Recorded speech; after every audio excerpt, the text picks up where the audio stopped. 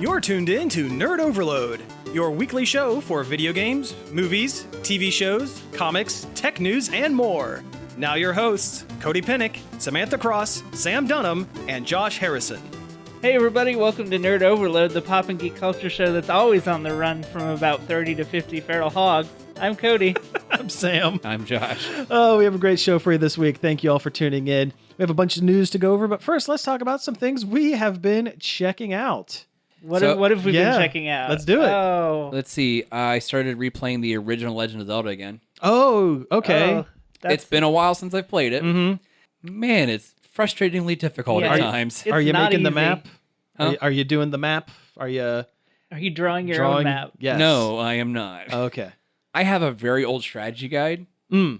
Oh, cool. from the... It's not as old as you think. It's from the Zelda Collector's Edition. Oh, Mhm. still fairly old. Yeah, Yeah. but it doesn't really have a lot of information on the overworld. I mean, it kind of mentions where things are, but not exactly specifically. Oh, okay. So, Okay. so it doesn't give it away. You still got to work at it a little. Oh, I do. Yeah, Yeah. you do.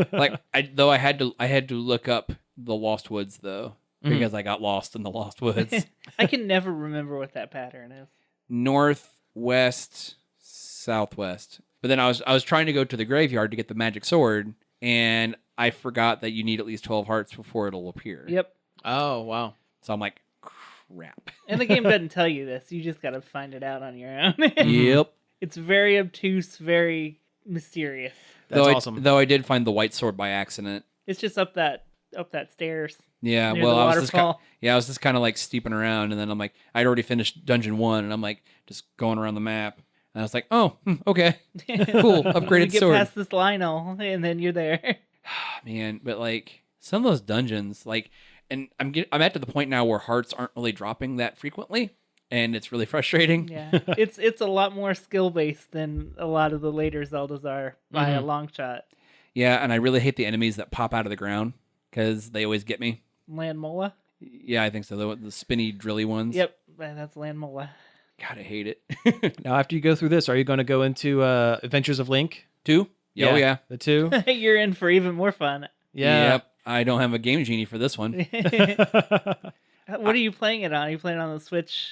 Yeah, the retro console on the Switch. Yeah, NES Online, Nice. which gets more of a hard time than it deserves. Mm-hmm. Mostly from you. Yeah, it's a good feature to have, and there's plenty of games there, and you can have a lot of fun with it. Mm-hmm. I mean, it has a lot. Yeah, It even has Mario 2, the kind of pseudo non-canon Mario. Yeah. Oh, you mean the Lost Levels? Oh, it has that too. Oh, yeah, it has both the Lost Levels and it has Super Mario. Well, as in Japan, it's called Super Mario USA. oh, yeah, right. Yeah. Yep. And it's got Dr. Mario and NES Open. Yeah. I started Metroid a while back. Yeah. The original Metroid, and I ran into a very serious problem where I got super turned around and couldn't continue. If you appreciate NES Online for what it is instead of what it Could be. what it could be, or what we didn't get, which was all of the Virtual Console, Yeah. it's okay. Oh, yeah. It's really nice with my my Switch NES controllers. Oh, I bet. Yeah. Battery on those lasts forever. I've charged them once. Nice. It's like my Xbox controllers. Those things last forever. It makes the PlayStation 4 controller seem ridiculous because it lasts like maybe 3 hours, whereas the Xbox one is like forever, like 3 months. I mean, my Pro controller lasts a long time too. Yeah, those last a long time also. But no, I mean, don't get me wrong. I love the Zelda games and everything, but it's so frustrating. Yeah. Like I wandered into one dungeon and it was like completely dark all the time. I'm like, oh yeah, I don't have the candle yet. It's like that old cigarette catchphrase. We've come a long way, baby. What cigarette brand is that? Oh, I have... Virginia Slims? I think so. think it's That might Virginia be. Slims. Yeah. Yeah, I forgot there's like, as much as I love the Zelda franchise and I've played almost all of them, there are some I've never played. Like Zelda 2. You never played Zelda 2? I think I started it back when it came out. Because I remember when my dad got it for our NES. And I remember I was not liking it as a young kid. And then I just never really went back. Yeah, I didn't like Zelda the first time I played it when I was a kid because my soft, dumb child brain didn't get it. Like, I understood Mario, go to the right. and you win, but Zelda Yeah. has so much more going on, and I just didn't grok it at the time because I was 6. Sure. Also, that really obtuse way you had to save games. It hold the reset button and hit power, Yeah, and also you can only save after you die or something. maybe. I can't remember. Though I got really mad because I was running around. I'm like, I need the big shield. And I saved up and bought the big shield for like 160 rupees. And then wandered into some other cave. Some other dude had it for like 90. And I'm like, You should have shopped around first. Yeah, I tried. The world being as simple as it is, it's hard. Yeah. It's impressive how much they were able to squeeze into one cartridge. Onto that chipset. Yeah. Yeah, and I don't think it has any special mapper chips or anything. No. It's just standard. It's just basic standard. Sure. Or like when you take like a hit and it knocks you off screen and does that pause as it shifts the screen over. Yep. You're like, okay. Other than that, yeah, I'm trying to go back. Like I found a bunch of Zelda games that I'm like sitting on now to go through the series. Nice. I found a Wii copy of Skyward Sword. Oh, with the floppy. Yeah, You have to actually swing the sword with your I'm Wiimote. not looking forward to that. But Skyward Sword was another one of those titles that I've never played. I like it. It gets a lot of. It's a very diversive one because people don't like the motion controls, but it has a lot of interesting features to it. And if you can get it in the sweet spot where it works all the time, like the right distance from your TV or whatever, it's a pretty fun game. Yeah. No, it's actually funny that you were talking about Zelda. I started listening to a podcast called Tandem Legends. It is a episode by episode talk through of the different Zelda games in not release order, but like in history, like the Hyrule history order. So they started with Skyward Sword. Because that's the one that technically starts the timeline. Right. And they're not like, it's not like now you go into this room and push this block or anything, but they're like telling kind of like the story as it progresses through each. I've started from the beginning. They're up through, they're working on Majora's Mask now, which is pretty cool. The first couple episodes were a little shaky. The two hosts came off a lot like NPR hosts for those first couple episodes, but it's fun. It's a neat podcast. It's worth checking out. How are they tackling the timeline split between the two realities? I think 3. There's 3. Oh yeah, because there's the adult timeline, like Link's victory. Mm-hmm. There's the child timeline And basketball. The basketball timeline. and then there's like and then there's Mario Kart. and then there's the heroes fail. That's that Timeline. basketball. Oh, okay. Yeah. That's from the Brian David Gilbert video. He said, it's like his friend invited him over to watch him beat Ocarina of Time, and then he couldn't do it, so they gave up and played basketball. Oh, That's that timeline. okay. Yeah. But I think what they're doing is they've picked one timeline and are going through that game to its conclusion, and then looping back and doing another timeline, and then looping back, and they're going to finish it up with Breath of the Wild. Yeah, I'm trying to do game release chronological order, Yeah, that's cool. which I have to find like Oracle of Ages and Oracle of Seasons. It's on the virtual console for the 3DS. Oh, okay.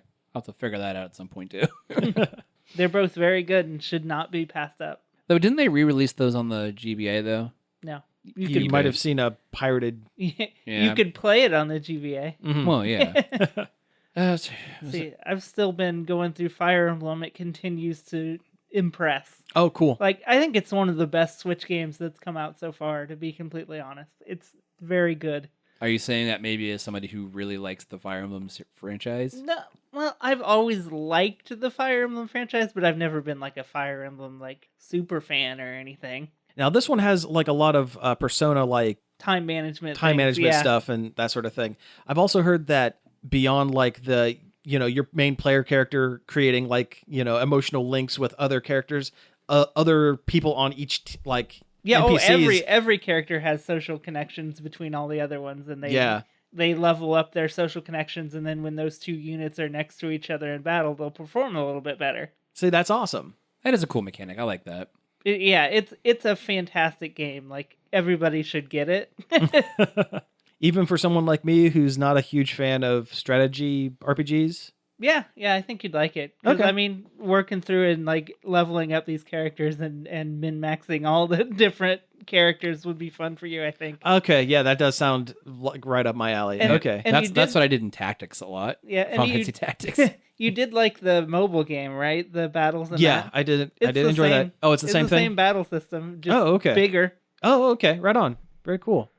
Speaking of tactic games, I did pick up Chroma Squad, which is a game we reviewed years and years and years ago. Yeah, I still have it on my Steam. Yeah, I think I do too. But as do I. they finally ported it over to the Switch, and I'll tell you what, it makes that game so much nicer to be able to just sit on your couch Oh yeah, and hang out and play a few levels and then put it down. It's a lot of fun. I don't know what else to say about it. It's that's- just a lot of fun. You know, that's a it's almost seal of approval review right there. It certainly is. But yeah, it almost seems like it was made for handheld. Maybe you should Gaming. let people know who don't remember what. Oh Chroma Squad yeah, was. yeah. Chroma Squad. It was a kind of a parody take on like Power Rangers or Super Sentai, but it's also a tactics game where like you have your 5 actors who are fighting against other actors, and the monsters are people in costumes. Although I guess at one point, spoiler, there ends up being actual aliens, and these actors fight them. But there's like a crafting stuff to build better costumes. Better costumes, better props. Yeah, everything better starts out sets. as like cardboard and garbage, and as you get more money and get more sponsors and stuff. Yeah, like you level up and your gloves go from like gardening gloves to like Tailored gloves. that sort of thing. Like yeah. you stop wearing like a bucket with a hole cut into it, doing maybe an actual helmet. Yeah, yeah. But it's a lot of fun. It's definitely worth picking up because it's like $10. And I mean, anyone can afford $10. I tell you, I cannot wait for Castle Crashers to drop on the Switch Oh yeah. because that's one of my favorite beat 'em up games. You know, we never talked about Doom on the Switch. Let's talk about Doom on the Let's talk about Switch. Doom on the Switch. I've only played the first one. That's the only one I bought. Mhm. And it's not the best emulation of Doom I've ever played. The music is a little slow, and the sound effects are a little off. Mhm. But it still plays pretty good, and it's Doom, and it's still fun. It's hard to mess up Doom, and it seems like they kind of tried, but they didn't do it. It's still fun. Which one had Doom Versus? Is that the first one or the second one? What are you talking about? There's a multiplayer version of Doom. All Doom is multiplayer. Is it? Yeah, it's like the first game to have deathmatch in it Huh. and co-op. I guess I never really tried it. Yeah, and both Doom and Doom 2 have local co-op and deathmatch on the Switch, so you can have your own little LAN party like in the old days, but just with your Switch and no cables. Nice. But it's good. It's only $5, so it's worth the $5 and having to put in your Bethesda account ID to be able to play it. They said they're patching that out though. Oh, they are? Okay. It was an accident apparently. That was just there for bonus features tied to your account. Okay. Yeah. Like because I had played it on the Switch and tied it to my Bethesda account. When I played Wolfenstein, I got like an extra skin or whatever. Oh, right on. The new Wolfenstein? Yeah, Okay. Cool. Youngblood. But yeah, it's if you like Doom, you'll like this Doom because it's mostly the same. I haven't played Doom 3 yet though. I figured I'll get there after I finish the other two. I haven't played Doom 3 since it came out either. It's good, especially this version's a little updated, I think. I think you can have a flashlight and a gun out at the same time. Cool. I've only played very limited amounts of Doom because, yeah, I get motion sick watching the screen flip around. Wow, and it doesn't even have like a Yeah. y-axis. You're just turning on the... Yeah, about 45 minutes, the X. and I will Yeah. start getting a little seasick. Yeah, it's the weirdest thing. Probably still will on this one too, so maybe don't. Maybe I'll keep that $5. You think they'll bring out the original Wolfenstein now? I don't know. I don't think that's as playable as the original Doom is. Because the levels are legit mazes. There's not that many wall textures, and every level turns into a maze with no auto map, and it's not even as close to as fun as Doom is, I don't think. Okay. I just remember when the first Wolfenstein was coming out, or the first new Wolfenstein was coming out. Return to Castle Wolfenstein? No, after that. The first one of the current series. Oh, I think it's just called Wolfenstein. Or are you talking about the alternate timeline Wolfenstein? Alternate timeline Wolfenstein. Okay, that is Is that New Colossus? the New Colossus. No, not New Colossus. It's the New Order, the Old Blood, and the New Colossus are the three, and then Youngblood are all the new series Wolfenstein games. The first one in the new line. So, the New Order. Yes. Okay. Wow. Yeah. It took us a minute, but we got there. But I remember when that came out and they released the original Wolfenstein on 360 because I had it. Yeah. And I played it a lot. I think you can get it for free on your phone. You could for some time. I don't know if they've taken it down by now. They've probably taken it down by now. I don't know. I was just wondering, like old style shooter games. Well, in the new Colossus, you can play the entirety of the original Wolfenstein, but it's alternate history Wolfenstein, where you play as a heroic Nazi fighting BJ Blazkowicz. Oh, I remember that. It was like Yeah. an arcade machine. And they changed the entire game to fit the alternate timeline. It's pretty interesting. Huh. Though I remember playing through New Order when you found the old, like the weird little retro bed spots, and you could play through like the dream sequences of classic Wolfenstein. Yeah, the nightmare levels. Yeah. Kind of wondering, like, if we're like in an age, like it seems like we're in an age of reboots for as far as video games go. Definitely are. Mm-hmm. I'm just wondering what other titles might get, I don't know, rebooted or a new version or. I wish they'd do a Commander Keen that was not trash. Well, yeah. Math blasters looking. Yeah. Like, I'm okay with mobile phone games. I don't get mad when they make a new series on the phone. Mm-hmm. But as soon as I saw gameplay of that, I'm like, oh, that's trash. Yeah, it doesn't look fun or good. This looks like Math Blasters. It does. It 100% looks like Math Blasters. Well, one thing that I'll talk about real quick. So I sat and watched a couple episodes of an old Cartoon Network show called Megas XLR. Do you guys remember this show? Yes. I was never really that into it, but I think it just landed at a bad time. Mm-hmm. I think I saw a couple episodes of it just kind of just sitting on there. Yeah, see, as a kid, I didn't really care for it when it was on originally, but it's actually kind of interesting to go back and watch it. It was released at that weird point in time where there was like a clean distinction between Cartoon Network days and Adult Swim Cartoon Network nights. Yeah, now they kind of ease into it. They ease you into it. This was like maybe the beginning of like that halfway transitionary kind of thing, and no one knew what to do with it. Like if this show came out like maybe 4 or 5 years later, it would have had like 4 or 5 seasons. As it stands, it had 2 seasons. I mean, that's not bad. It had 26 episodes. It's more than Tuca and Birdie got. Yeah, right. But that's a bummer that got canceled. But Megas XLR is about a warrior from the future that travels into the far past to fight an alien menace with her giant fighting robot, except she gets separated from the robot, and these 2 meatheads find it in a junkyard, and he rebuilds it with like an old Camaro and replace the head and like game controllers for like the controls. And it's really interesting. All of the monsters, all of the giant robots that they fight, everything. It's a comedy show more than anything, but all the robots and monsters and stuff are references to other giant robots and a lot of anime stuff, as well as like American Transformers. It had a weird. Like I remember watching. It had a weird kind of pseudo Americanization of anime style to it. That's kind of what it was. Yeah, and not just in look, but in tone. Which would have immediately turned me off back in the day during that time. You know what? Same here. But like, there's at one point there's a MODOK reference. Bruce Campbell plays an alien with a giant head and tiny arms, and his robot he gets into a giant robot with a chainsaw arm. Like it's that level of references. Yeah. So it's MODOK on top of Evil Dead. Like... Yeah, voiced by the guy himself. They have very light Evangelion references, mostly kind of in one of the monsters' designs is very thin and like very like designed that way. That would have been about that same timeline too. Mm-hmm. Mm-hmm. And there are a couple of robots that are just straight up Autobots.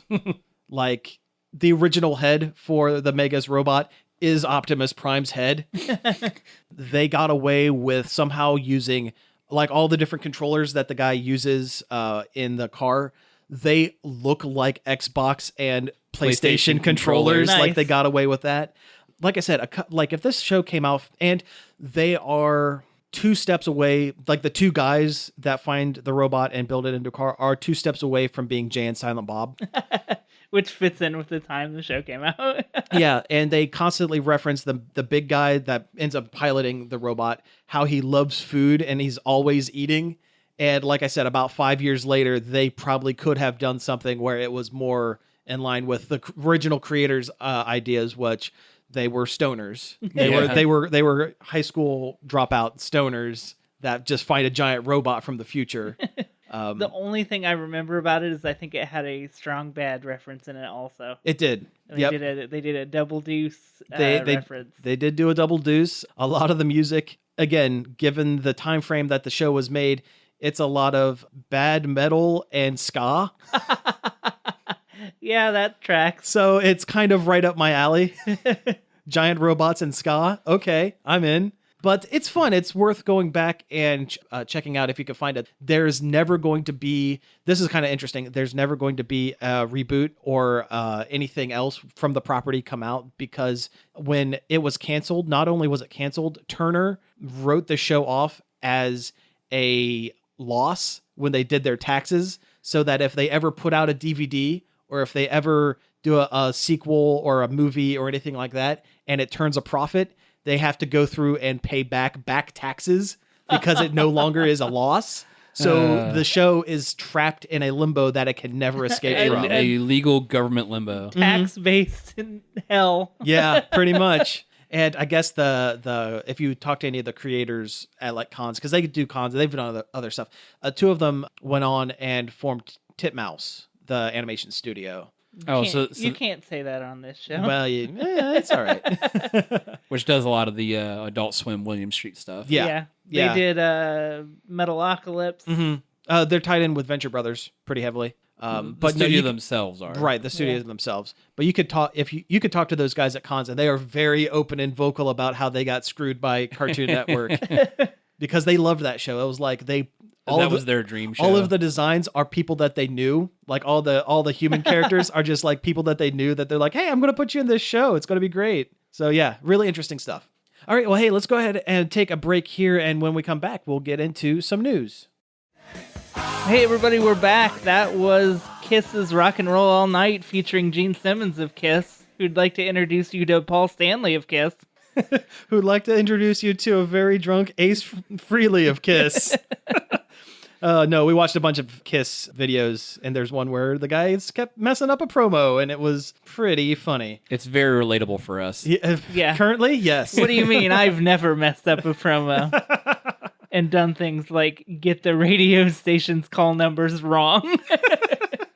All right, so hey, let's go ahead and get into a little bit of news. And the reason why we played the Kiss song this week is, oddly enough, it ties in with Pokemon. Yeah, It's I weird. would have never guessed. You never but would have it guessed. does. Yeah. So Pokemon Sword and Shield had another short trailer drop the other day. It was a very short one that wasn't like a whole like press conference or anything. It wasn't like a attached to it. Nintendo Direct. It was like a minute trailer. Yeah, but it showed off like 5 or 6 new Pokemon or different forms of Pokemon. One of them being a new evolution of a previously known one that ends up looking a lot like a Kiss Army member. Yeah, kind of what they did with Sun and Moon is they had like versions of Pokemon that already existed, but they look slightly different due to evolutionary whatever. Because they lived in a different environment. Yes. Yeah. And they're doing the same thing with Pokemon Sword and Shield with the Galar region, with a reskinning of Zigzagoon? Zigzagoon, yeah. yes. Zigzagoon and its evolution Linoon. Yep, and it's getting a third version, which it never had before. Yeah. Which like, is an upright, standing, black and white Gene Simmons monster. Yeah, it's called like Ornagoon or something. Obstagoon. Obstagoon, that's it. Which is a great name. It's a really good name. But yeah, it's pretty wild looking. I kind of dig it a lot. Yeah, one of the things that makes it look like Kiss is the regular Zigzagoon is kind of a brown and brown. Yeah, brown on brown. Yeah, like raccoon looking thing. And then the new one looks kind of like badgers. Mm-hmm. And part of the thing they did, they got rid of the bandit mask and put stars over the eyes. Yeah, and it's black and white. And it's black and white. And then when it evolves, it turns into like, it has like football armor kind of. Yep, it's got like silver armor and it's taking its tongue out. It's like, okay, that's a Kiss reference. Yeah, for sure. Which is weird because Galar is very UK, Britain, and Kiss is from New York. Yeah.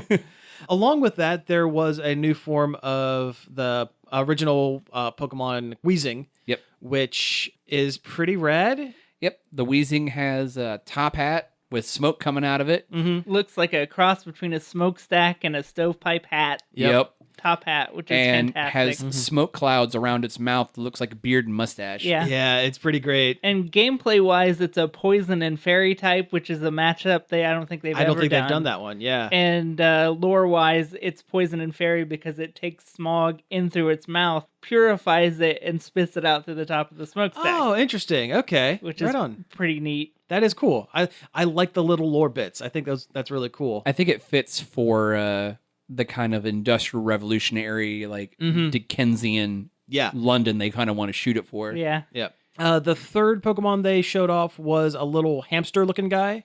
It's very Pikachu. It's very Pikachu It's looking. like, I forget what it's called already. Yeah, It's like mono... something. Yeah, it's like name changes. Yeah, too. Josh, you look that up, but it's like every gen there's a Pikachu kind of analog character. Like there was one that was an ice electric squirrel from a couple generations ago. Parakizu or whatever. Yeah, Pachirisu. Yeah. And then there was like there've been different. There's one with little Mickey Mouse ears. Yeah. This one is electric dark. And it has this thing where if it doesn't eat like every other turn or something like that, it changes forms into what is being called hangry mode, and it gets like more aggressive. Yes. The Pokemon's name is Morpeko. Okay. Morpeko. Morpeko. So Okay. it's got Morph Echo in it. Oh yeah, like more Pico. Okay, yeah. More Pecco, like peckish? Yeah, I think that's what they're getting at. But it's kind of a neat little gimmick that it does. Yeah, I mean, he's a cute little hamster with round pink cheeks, but one thing makes him different, he gets hangry. It has full belly mode, where he's yellow and brown, but then it gets hangry mode, where it turns purple and black. and angry looking. Yeah, he looks like a cross between a Gengar, a Pikachu, and a Crobat's mouth. Mm-hmm. Yeah. And it's like move wheel changes. Okay, yeah. Yeah. Anyway, beyond the new Pokemon, they also revealed the kind of villain team. Again, it's a staple of Pokemon games to have like a bad guy team. The most notable one is Team Rocket. That's the one that seems to keep coming back over and over. Although Sun and Moon had the Team Skull, which were like rappers, kinda, right? Yeah, they were fantastic. They were pretty great. Yeah, Well, like the musical cues were very like, like beatboxy type. Yeah. They were super good. This gen, the villain team is called Team Yell, and it is incredibly on the nose. They are soccer hooligans. Basically. Just straight up soccer hooligans. Well, they're like a toxic fandom of one of the other new characters they revealed. Yes. Yeah, they're like the one of your rivals in the game has inspired these fans or whatever. Mm-hmm. One of the bad guys has a Vuvuzela, and that is amazing It's to me. a double-barreled one, yeah, too. It's super great. It's the worst of the kind. And it's got little fangs. I wonder if there's going to be some sort of Vuvuzela Pokemon that that would be looks great. kind of like that. That would be good. Yeah, I like that. But they look like a cross between soccer hooligans and British punk fashion. Yeah, there's definitely like, some like punk the stuff leather in there. jacket thing, and they have like makeup across their eyes. and a lot of spikes. Yeah. But yeah, Pokemon, it continues to look great, and I still can't wait for this game to come out. November can't come fast enough. Yeah. What is it, November 15th, I think, is when it something comes like out? that. Yeah. Okay, so let's go ahead and move on to our next topic. Let's do a non-game one, because this episode feels kind of game heavy so far. Well, the news is where it falls. Yeah. But so on the CW, they have a bunch of superhero shows. They have their own little superhero connected CW universe. Yeah. So like The Flash and Arrow and Legends of Tomorrow and now Batwoman, Supergirl. Supergirl. Although she's in a different dimension, but it's still technically. part. It's Still part of it. And Black Lightning. Black Lightning's in there too. Oh yeah. So they're doing like a big, huge cross-continuity crossover episode to kind of not only like bring people back in, because I think their stats have been kind of waning a little bit. Which, their viewership. they've been kind of doing the same thing for forever. a long time now. Yeah.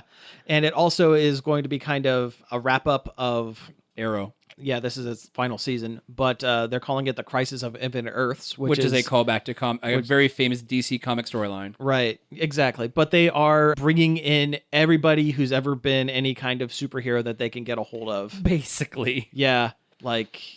because they can pull people from any universe they want. They have like Brandon Routh, who's already on the CW as the Atom, but he's also reprising his role as Superman. Superman from Superman Returns. Which, yeah. that movie gets a lot of bad rap. I kind of like that movie. It's okay. It's all right. It's a love letter to the Gene Hackman and... It's the best modern Superman we've gotten. Right? That's not saying a whole lot, but... True. I think he's supposed to be the Superman that's from the Supergirl universe. No, there's a different Superman. Oh, is there? Yes, there is. Yeah, they've okay. cast... He's been been on. in a handful of episodes. Like I said, I'm so far behind on the CW thing. They had a poster that said Superman is coming on Supergirl, which... That's not phrasing. Yes. Anyway, the big news is they have cast, and one of the missing kind of people from the various CW shows has been Batman. Batman has been notably absent. He's been referenced playfully? Yes. I don't think they're allowed to have Batman. Well, they are now, because Kevin Conroy, the voice of Batman from Batman the Animated Series. You mean Batman? He's Batman, yeah. Is going to be appearing on screen as old Bruce Wayne from a parallel future. Which is technically Batman, but not quite Batman. Right. Yeah. He's retired Batman. Yeah. He's older, retired Batman, and he's doing the Batman voice, and it's going to be super great. I mean, it's only like a little cameo. Which is definitely feels like a callback to the Batman Beyond. Yes, and that's animated series. I think what they're doing is a Batwoman Beyond, like a future of Batwoman, so that they can do like a Terry McGinnis style costume with a. Well, I mean, because it looks similar. They did in almost like a parallel news story. They did release from the Batman Beyond comic. There is a Batwoman in his continuity. Yeah. And along with Kevin Conroy, Mark Hamill is going to be appearing on screen as an older Joker, doing the Joker voice. Which is rad. The Joker. Yeah, this is so exciting. Yeah. I mean, it's not the first time he's, quote unquote, appeared as the Joker in a live action thing. He was the voice of a very blurry Joker from like the first episode of the really awful Birds of Prey series. That's very true.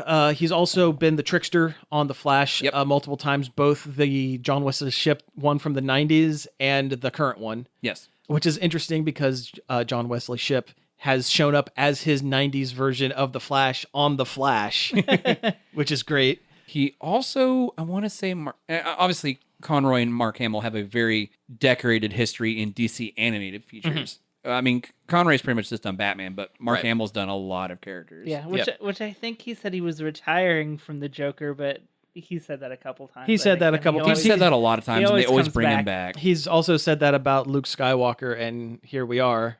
So, you throw enough money at a person, retirement. Nobody really dies. No one's ever really gone. Yeah, nobody's ever really gone. But no, this is really exciting news. It's kind of neat. I have dropped off of the CW stuff for quite a while. Oh, me as well. But I don't know. This might draw me back in. I remember watching the first couple episodes of Supergirl back before it got canceled, then re-picked up by the CW. And I kind of wish Constantine would come back. I mean, he's popped in once or twice within the Arrowverse. Yeah. I kind of would like to see him come back. And he probably will. It's one of those things where they're going to get everybody they possibly can. Yeah. I liked the Constantine series. I was really sad when it was canceled. I wish it would have been on the CW to begin with, so it wouldn't get canceled. Yeah, that is a show that either should have been on the CW from the beginning or like a Sci-Fi Channel kind of thing. It would have really flourished on a non-mainstream, They could have put it up next to Supernatural or whatever. Exactly. Yeah. I feel like Constantine might have been a better pull than the Legends of Tomorrow. That's just my personal opinion. I could not get into Legends of Tomorrow. Well, they wanted to do Legends of Tomorrow basically because the guys from Prison Break that play Captain Cold and Heatwave are too much fun in those roles, and they wanted to give them something to do. Yeah. Because I for the life of me, I don't know the actor's name, but the guy who plays Captain Cold plays him like he pretends like he is a criminal mastermind, like, spouting like all these esoteric philosophy on crime and stuff, and it's just so over the top, and like he chews so much scenery. It's Wentworth Miller. Yeah, and the guy is normally like a serious actor, like for the most part. I mean, Prison Break was a very serious show. Oh yeah, but he gets to kind of be just this goof this scenery chewing goof like the entire time. It's fantastic. At times it feels like as much as like the Warner Brothers is almost ashamed of the comic book roots of some of their characters they try to put out, some of the CW stuff almost like it's almost kind of like they don't care. They embrace it. Yeah. Oh yeah. Legends of Tomorrow is very goofy. Mm-hmm. Oh, it's super campy. Yeah. I mean, at times Supergirl was, from what little bits I saw. Supergirl was pretty goofy at times. Flash, at least those first couple Flash in seasons. the beginning was great. It was, Arrow was always serious. And Arrow was always like, you could definitely tell they wanted a Batman series, but they... Although about 4 seasons in, they changed his name to Green Arrow, and Starling City became Star City, and he like lightened up. It's like they were like, okay, fine, here's your Green Arrow, whatever, take him. Arrow was never intentionally funny. No, he was always kind of a goof in the comics. I mean, like the TV show was never intentionally funny, right? But it was often funny. It was often. That's very true. I mean, at times there were some pretty good like references or digs. Mm-hmm. Oh, sure. I wish at some point he would have had like his dumb goatee and like the Robin Hood-esque stupid hat. And for all we know, he could end up with that by the end of this series. That would be kind of great. Or he's just going to end up dead. Well, that's probably like all bad writers. The only way they know how to end their series is to kill off their main character. I did see where they reached out to some of the Smallville cast. Sure. And I guess some of them are a little... You got to watch out for which one of those you get back. I don't think the one they're getting back. Yeah, I don't think Chloe's coming back anytime soon. No, I think she's in prison. Yeah, I don't think she's... But it would be kind of neat to see Kristen Cruick come back. Even though I think she didn't do much. They actually, from what the article I read, they were talking to the dude who played Lex Luthor. Oh, okay, yeah. Well, that would be fitting. He was also the voice of the Flash on Justice League. Oh, he wasn't he? Yeah, Michael Rosenbaum. Yeah. That makes that episode where Lex Luthor inhabits the Flash's body even better. Oh yeah, that's one of my favorite like lines of I dialogue. have no idea who this is. At least I can figure out. The Flash's secret identity. Takes the hood off, looks in the mirror, goes, "I have no idea who this is." It's great. It's super good. All right, well, let's go ahead and move on. We were talking about all sorts of like animation and stuff, so let's talk about the Addams Family. Do. There was a new trailer for the animated movie family comedy Addams Family movie. I mean, it continues to look like a lot of fun. Yeah, to be completely honest, and the big draw this time is that Snoop Dogg is voicing Cousin It, which I mean, why not? Yeah, okay. I don't think Cousin It did he ever speak? He just makes noises. Okay, and it's just Snoop Dogg making noises. So okay, I'm fine with that. That's. Yeah. At first, I was like, why is Snoop Dogg voicing Cousin It? And then I was like, why isn't Snoop Dogg voicing Cousin It? Like, there's no reason. Maybe they just put a microphone next to his bed and they just recorded like the sounds he made when he slept. I mean, they could have. They could have for all that, yeah. But yeah, this... snooze, nizzle, nizzle. Oh, no. Cousin It with the double T. Oh, God. But yeah, this Addams Family, it looks really good. It looks like the old the original art style. Yeah. Yeah. The New Yorker art. Yeah, the character designs are like spot on. Mm-hmm. I mean, Oscar Isaac's going to be great as Gomez. Oh yeah, he definitely feels like he's channeling Raul Julia for it. For sure. The only thing I wish they didn't I like Oscar Isaacs in the role. I wish they didn't waste him for the animated movie. Yeah, he would be so good as a live action. He's such a great Gomez actor. Addams. Yeah. I think the only thing I can think of in recent memory that's like a besmirch on his filmography or whatever. Don't say Last Jedi. No, was Apocalypse. That's not his fault. Oh yeah, that's not his fault. They made so many changes from the time he signed on to that, and so much bad writing. Yeah. Like I was really excited when he was cast, and I was like, "Hey, cool." And I'm like, And then I saw the movie, and it made me sad. Yeah. Oh, did you see they pushed back the New Mutants again? Oh, did they? Another year? That movie's never going to get released.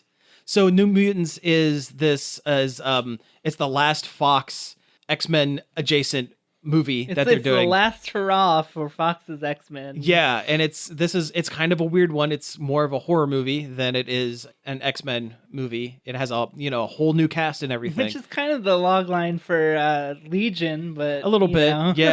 yeah, but it just keeps getting delayed over and over again, and I don't know why. I think maybe it's because Marvel just released a slew of new X-Men books. That could be. And You're right. And those new books from the articles I've been reading are basically rewriting the history of the X-Men. Mm-hmm. Like Professor X is back, and the X-Men are now planet hopping.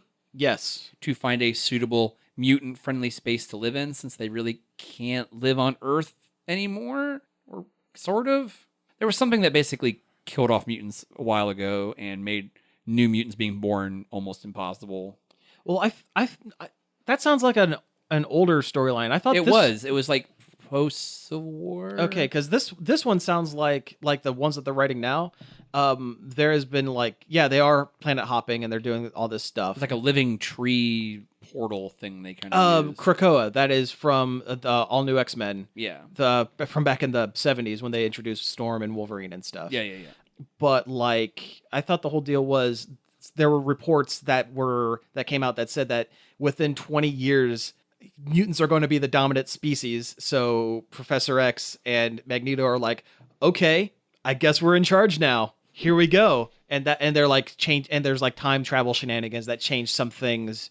I can't remember. It's been so long since I've read an X-Men book. I should actually pick up a couple of those. This sounds so convoluted. Oh, it's Welcome to Yeah. X-Men continuity, where nothing makes sense and changes constantly. Also in the new books, there is some time jumping stuff because there's in the first book, there's a part where young Xavier meets Moira. Mm-hmm. There's the Sentinel future. Yeah. And there is a far, far future. Far future. Yeah. And it's like, it's so weird. That's all in the first book. Yeah.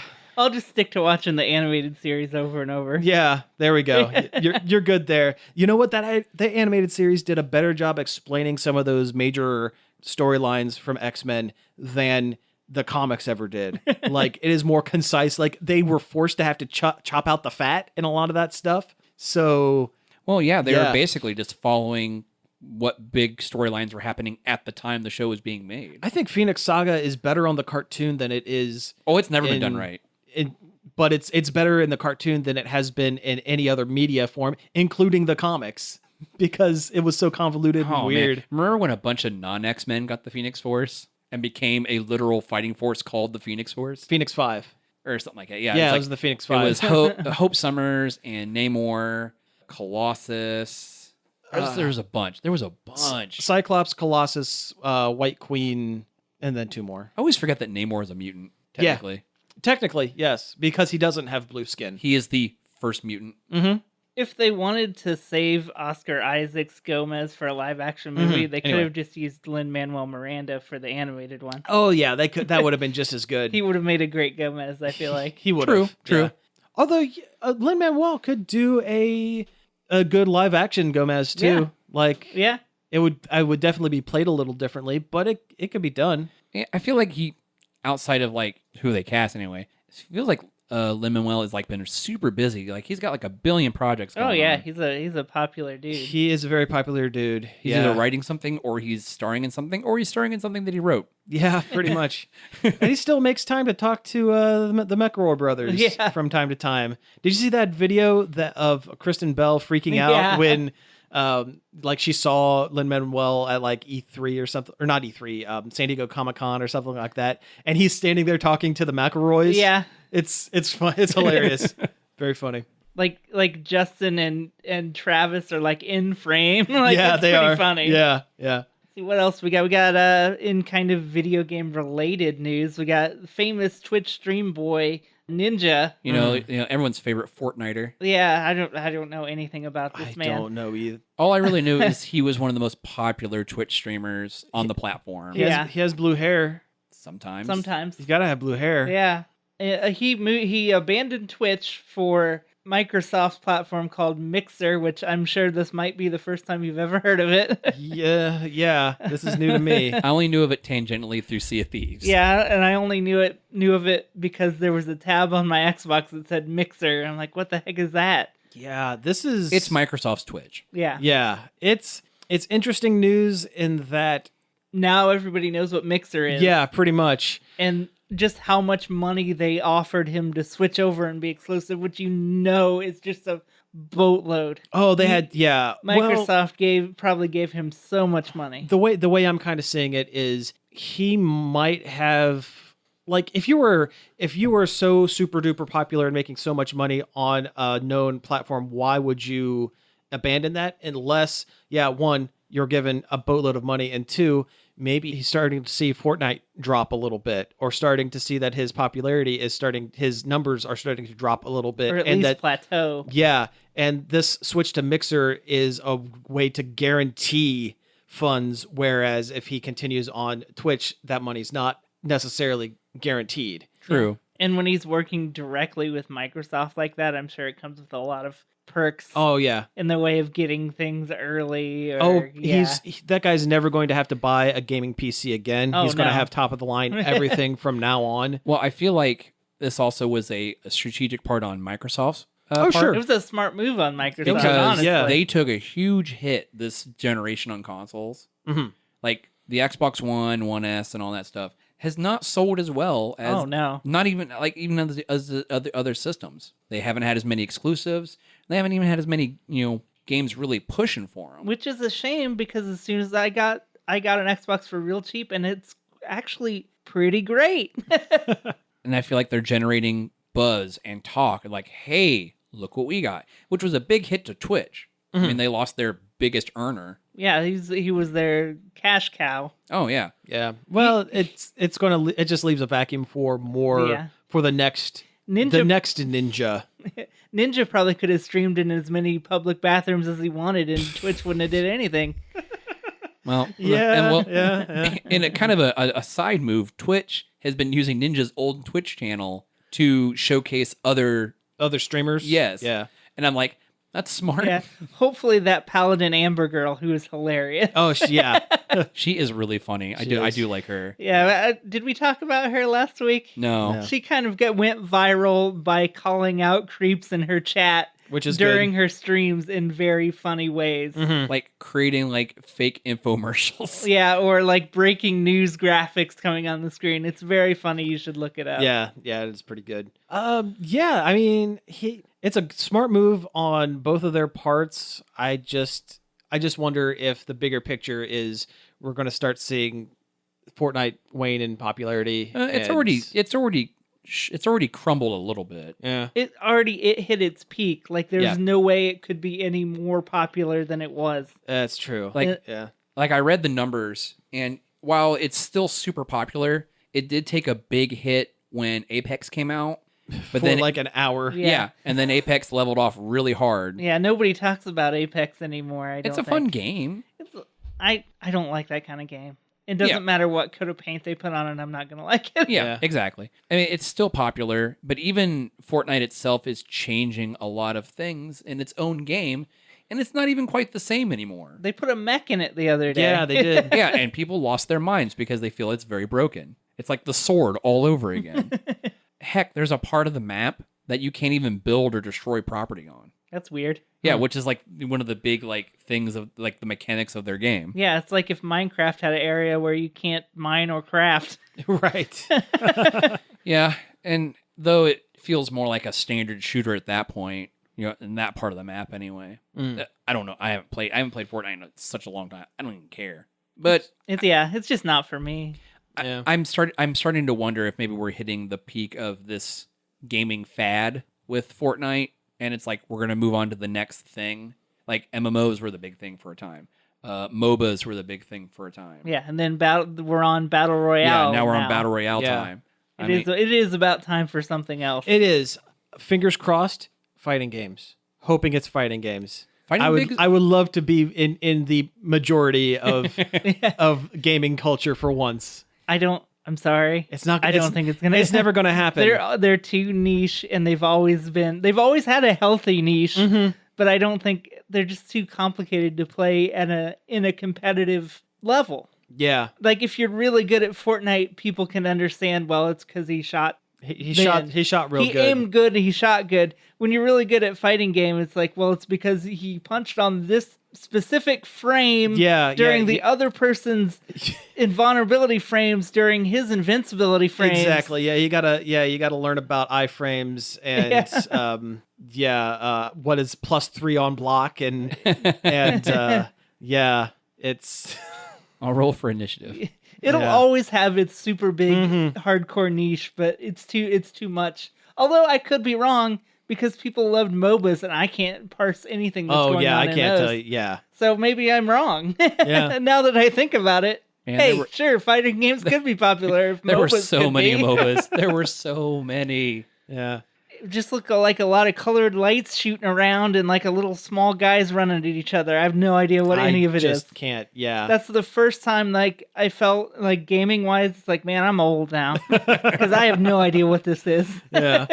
And getting yelled at by an 8-year-old for not staying in my lane. Yeah. What is lane? What does that mean? Yeah. Stop feeding them. Stop feeding them. Everybody knows the number one rule of MOBAs is don't feed them after midnight. Or get them wet, right? Yeah.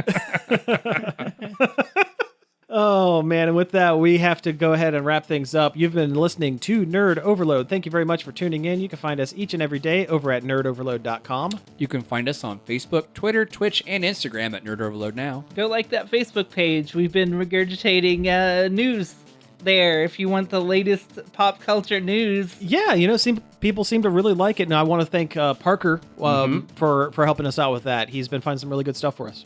Yep, he's definitely part of the team. Our silent Parker. I was gonna say silent partner, Parker. No, he'll dig that. He loves bad puns. Okay. Yeah, our silent Parker. Thank you. You can send us an email, staff@nerdoverload.com, with questions, comments, concerns, rants about the national decks, whatever you want. You can also subscribe to our YouTube channel, Nerd Overload TV. That's right. We're also on various podcast catchers like Apple Podcasts, Spotify, Stitcher, and more. So you can check out any of our back episodes over there. We have over 200 and... This is episode 240. Wow. Man, we are up there. I counted up the hours so far, like that we have. You can listen to us continuously for over a week now. Wow. Yeah. Don't do that. Don't do that. Don't go back more than 20 episodes. I mean, I'd appreciate the downloads, but don't do that. We're also on Patreon, patreon.com/nerdoverload now. If you like the show and if you want to help support us, check that out. Also, you'll get the episode a few days early, which is pretty cool. And finally, we have t-shirts. We have a store page. Just go to our main page and click the store link. Yep, there's some good designs up there. Search Believe, Psychic Paranormal Adventure on Steam. That's my game. Give it a wish list. Absolutely, yeah. Coming out in October, which is getting closer and closer and closer. Do you feel it? Do you feel it, Mr. Krabs? All right, well, hey, thanks again for tuning in, and we will be back next week. Peace out.